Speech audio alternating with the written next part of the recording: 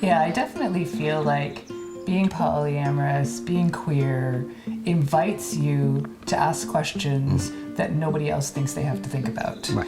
And that you don't have to be polyamorous or queer to know the value of those questions. Right. But for most, straight, mononormative folks, it's like, well, this is just, you just do what you do. It's the next It's very, It's the next the step. next logical step. Like, there's so little thought or analysis that goes into it from so many people and so many couples that I talk to and meet with and marry,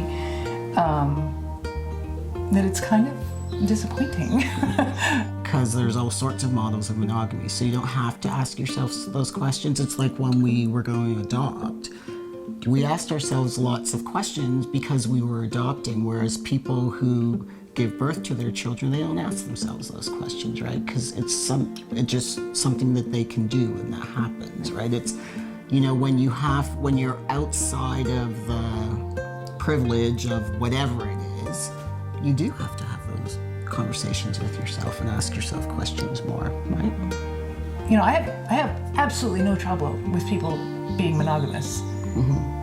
What I have trouble with is them being monogamous as just the default, right? What I would love to see is people who sit down and in any given relationship or just on their own say, okay, what do I want? What's meaningful to me? What does this mean? What does it mean if I'm monogamous? What does it mean if I'm not? And make a conscious choice. And it feels like there's so little conscious choice making because there just isn't. There's no model, there's no examples, and there's nobody asking those questions. I think there are countless moments that people have the opportunity to ask themselves, do I want to do this? How do I want to do this? What does it mean to me? Dating people, having children, moving in together, getting married, like all the different ways that we create relationships and family, each and every one of them gives us the chance to think about it. And most people don't.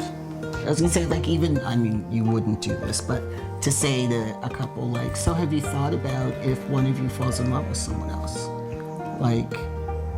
How will you,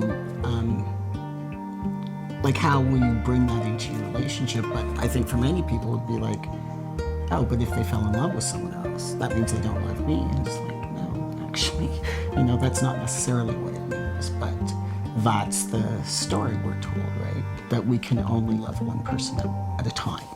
And it's not true. It's just patently false.